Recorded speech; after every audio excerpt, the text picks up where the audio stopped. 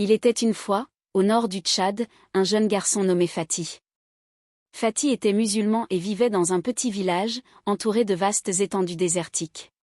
Dès son plus jeune âge, Fatih était connu pour son intelligence et sa gentillesse, des qualités qui lui valaient l'affection de tous les villageois. Un jour, alors qu'il n'avait que 8 ans, Fatih fit la connaissance d'une nouvelle élève à l'école primaire. Elle s'appelait Amina, une jeune fille chrétienne venant du sud du Tchad. Amina était douce, curieuse et avait un sourire qui illuminait la classe. Dès leur première rencontre, Fatih et Amina se lièrent d'amitié, partageant leurs rêves et leurs histoires sous les arbres ombragés de la cour de récréation.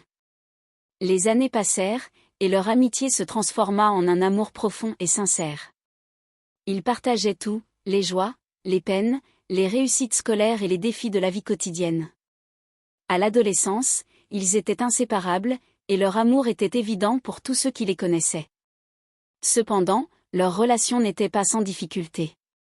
Leurs familles, issues de régions et de religions différentes, voyaient leur amour d'un mauvais œil. Les parents de Fatih et d'Amina craignaient que ces différences ne soient un obstacle insurmontable. Malgré cela, les deux jeunes amoureux restaient déterminés à être ensemble. Après des années de persévérance, Fatih et Amina obtinrent leurs diplômes universitaires avec brio. Ils décidèrent alors qu'il était temps de se marier. Malheureusement, leur famille s'opposait toujours farouchement à cette union. Les tensions s'intensifièrent au point que le gouverneur de leur localité dut intervenir pour tenter de réconcilier les deux familles. Malgré ces efforts, les divergences religieuses et régionales restaient un obstacle majeur.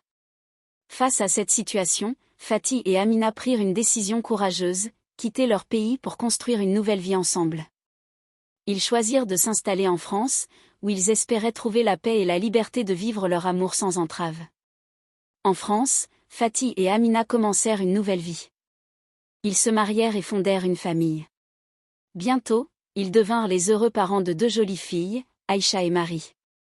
Leur maison était remplie de rire et de joie, un véritable havre de paix où les différences religieuses et culturelles n'avaient plus d'importance. Fatih et Amina surent qu'ils avaient fait le bon choix. Leur amour avait triomphé des préjugés et des obstacles, et ils vivaient enfin le bonheur qu'ils méritaient. Leurs filles grandissaient dans un environnement où elles apprenaient la tolérance, le respect et l'amour, des valeurs que leurs parents leur avaient transmises. Et ainsi, Fatih et Amina vécurent heureux, entourés de leur famille, prouvant que l'amour véritable peut surmonter toutes les barrières et unir les cœurs, peu importe les différences.